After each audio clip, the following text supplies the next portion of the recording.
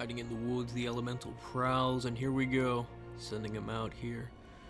Versus the demon prince himself coming to play. Let's see how this turns out. Going over the spells and abilities. The Great Bray Shaman of Beast. Love this one so far. Zangors without a unit cap is pretty busted right now. This build is something I was playing against, actually. Randomly against someone on Galleon's Cove. And I thought, wow, this build is nuts. I think they had one more Zangor. And this is Warriors of Chaos, just what you'd expect from a Warriors of Chaos player. Be'lakor and a bunch of nonsense. Marauders. Be'lakor with his healing. Not surprised with the Chaos Spawn, though. Chaos Spawn are a solid pick, especially that ROR one with the armor sundering. The weird one. Alright, we're gonna go straight to the battle formations, because no posturing here. Opponent goes for his home objective and slowly moving up to to the middle in hopes to confront me. Armored Chaos Trolls, no surprise there. In response, we'll bring in Minotaurs, lots of Minotaurs. 3 Ungor Raiders. Didn't even bother going for my objective. Send in the Butchers of Kalkagard, and already Be'lakor's going for it, trying to do a pit. And yeah, units covering it. There we go. There's the pit. Figured. Makes sense. Get him out of there. But it's a little too late. We got a good chunk of him. Unfortunately, it's not counting on the value chart, so I don't know if that's a bug or what. I mean, he weakened a 700 unit. That's not bad. They're cutting more than half. But Zangors are still really strong. Magic damage, high armor, silver shields. Silver shields really need to go down to bronze shields. There's no reason for them to have silver at that point. And Vanguard deployment. Plus the increased speed, they're great. Besides being bugged in the in the fact that you could take as many as you want, you could literally go as many Zangors as you please. And yeah, that's becoming a real issue. Because you can have an entire army Vanguard just slow them down. Yeah, you could bring in a couple pieces of armor piercing. But they really should be maxed out at least 4. Maybe 4 or 5, that's a hot spot, but 4 alone. Ugh. These things outclass Beastigors, no problem. And those are at 1,000. Now, if you put them head to head, Beastigors will beat Zangors all day. But against folks trying to make an army with an expensive lord, Zangors kind of shine. Because that means all you're going up against is chaff at this point. Ungor's coming in. Butchers of Kalkagard being the spear of this assault. And everything's coming in. He's got Chaos Knights of... What are those? Chaos Knights of Khorne. Wow. Forgot about those. Why Khorne? I guess to deal with the Butchers of Kalkagard, but that doesn't make sense. I mean, with the low armor and the high melee attack of it, still, I don't know. Flock of Doom. Flock of Doom is just insanely good. And I'm just going to send in the Elemental right in the middle of that blob. And it's going to be a good time. He got rid of most of the Zangors, and he drops the Pit of Shades. I think the Pit of Shades right there would have been fine, but yeah, Be'lakor's in it, and we got both great weapons coming in. Beautiful. Razorgore coming in to deal with these Hunt Masters. Horse Masters, my bad. I know how you guys like to tatter me on just pronunciation. There we go. There are those knights coming in. And yeah, I was really impressed with the Elemental Incarnate. That thing just trucks through units, and that Flock of Doom, basically a double Flock of Doom with the Elemental and the Great Shaman, the Bray Shaman. It is nuts how much they can get done. You have the Ungors also just, Raiders also slowly just picking away at these Horse Masters. Yeah, he got my Razorgore, but we're up against Marauders. And he put a Pit of Shades on top of one unit as Angor, so I think I'm pretty okay with that. And we're just piling through. See, this is the problem with bringing nothing but Marauders. Just they can't deal with the Zangors, they can't deal with pretty much anything. They're useless here. And I think this is more of a problem with Be'lakor, honestly. Be'lakor is a lot to be desired. Be'lakor just is too expensive. In this post-meta of cheap units getting boggered down by elite infantry, Be'lakor definitely gets his value every game. It's rare that he doesn't. The cost is the rest of your army will not perform well because Be'lakor just cares about himself. Be'lakor is a selfish lord. He'll take on any lord, take him out, but he doesn't fit in every matchup. Specifically this matchup. Even with the lowering of and the remove of immune to psychology, he's still just not doing enough. I mean, if the unit has fear or terror, his terror doesn't do anything, but that's very rare, so maybe it's not too bad. But still, I mean, look at this. My opponent was up value, now we're over them and outgunning them in points soon enough, catching up. And what has Be'lakor done? Taking out some Ungor and Zangors, that's about it. Maybe a little bit. Can't do really much else. And yeah, most of his army's tattered or beaten already. And to be fair though, he also could have dropped the Chaos Knights of Khorne. I don't know why he brought them. I think I would have preferred more spawn. Chaos spawn.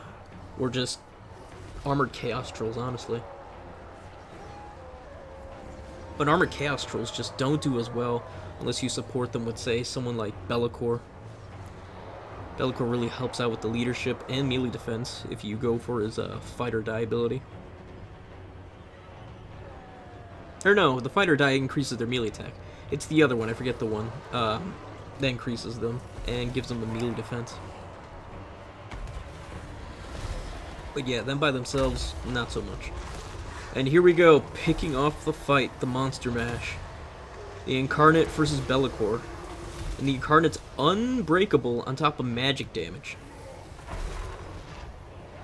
Zangors are going to try to hold out those... Oh no, they're just going to go through those Severed Claw. But no, we got Grey Weapons trying to push that Be'lakor back. Or push Be'lakor back. Like it's a... God. Ugh. Just talking too much, talking too fast. Sorry, folks. Those Chaos Knights of Khorne, though, are lasting. I'll give them that. But still, Razorgore are just pummeling them down. And we're in their backline. Be'lakor's trying to come in. Flock of Doom just getting rid of a lot of these units. Or finishing off the rest. He's got Chaos Manticore and Be'lakor on top of my Lord. Alright. I'll take that trade. What do I get in return? I get to beat down the rest of his army while he's a little distracted. I mean, I don't want to lose my Lord, but that's the thing. My Lord is cheap.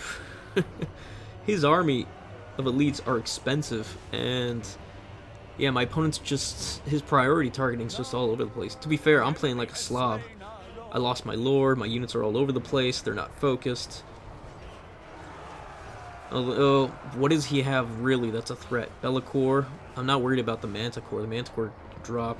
His Chaos Knights are about to be finished. Severed Claw is really the only problem. And we got some Minotaurs to come deal with those. Minotaurs with dual weapons, even though it doesn't say them. And Be'lakor's cut in half. It's going to take a lot of fights from Be'lakor to actually come back, and we're still pounding away at him with everything. Elemental Beast, or Elemental Incarnate, and these two Great Weapon Minotaurs. So it's just rough for him. And again, the Zangors are just holding back most of his army. From the Marauders to the Severed Claw. They're not going to win the fights. They're just going to hold out, and that's the important thing. And that's what makes them so nuts. They hold out better than most units of their tier.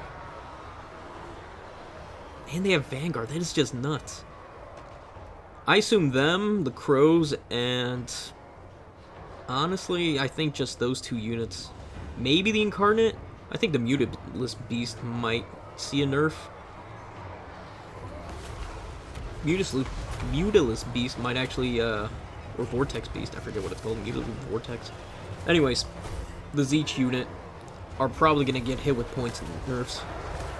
They just outperform every time. I find it very rare for them to do it, if not lose an ability or two. And it's weird too, the ROR Vortex Beast is worse than the regular one because of the Mortis.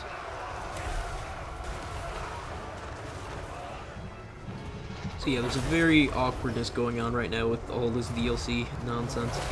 And Bellacor's trying to pick a fight with the Beast right now. And there he goes running away, putting his head straight up his ass. And it's pretty close. Although Be'lakor has a higher melee attack and melee defense, the Beast hits a lot harder. Well, actually it has more melee attack if you include the anti-large. Coming back with the Horse Masters, I don't know why he brought those back. I would have preferred just Chaos Warriors. Chaos Warriors will outperform Zangors. They have higher melee defense, I believe. Here we go, trying to get whatever I can.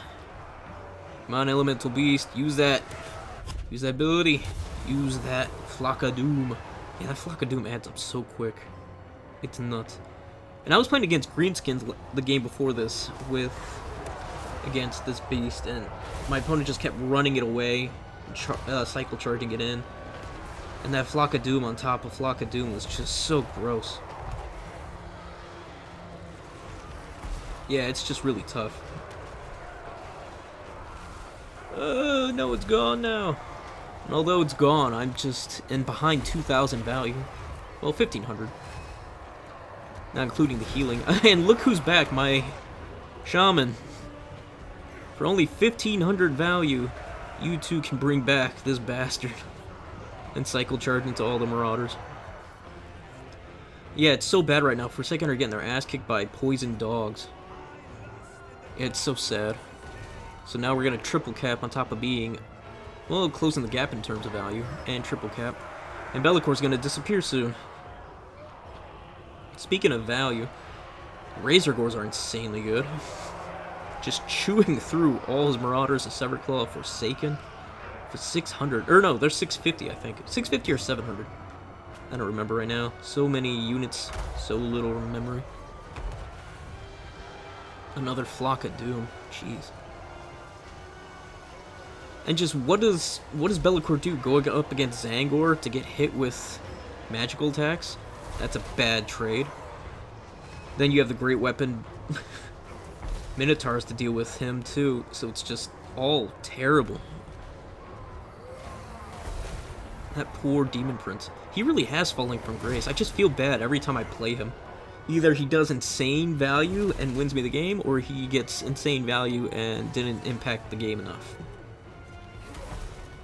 He's in a very weird spot.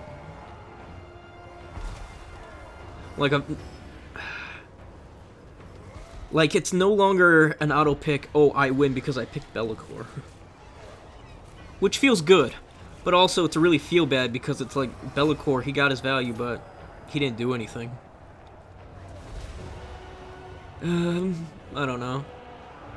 This makes me think Archaon, even my Ray Shaman with the spell he has, is doing honestly more work due to that Flock of Doom.